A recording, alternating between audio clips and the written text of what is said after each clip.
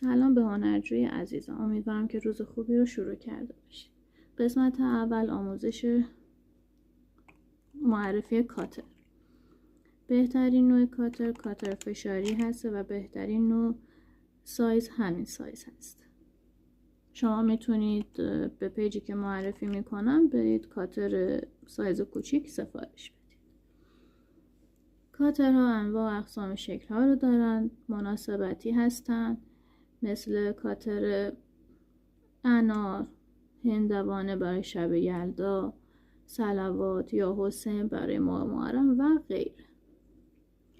و شماهایی که برای بار اول میخواین کار رو انجام بدین، بهتره که قالبتون قلب باشه، دایره یا شکل‌های ساده مثل گلای 5 پر، 6 پر. درآوردنشون یکم سخته براتون چون هنوز دستتون روون نشده. پس برای کار اولتون بهتره که قالب ساده سفارش بدید. نکته دیگه این نمیمونه. امیدوارم که دوست داشته باشید.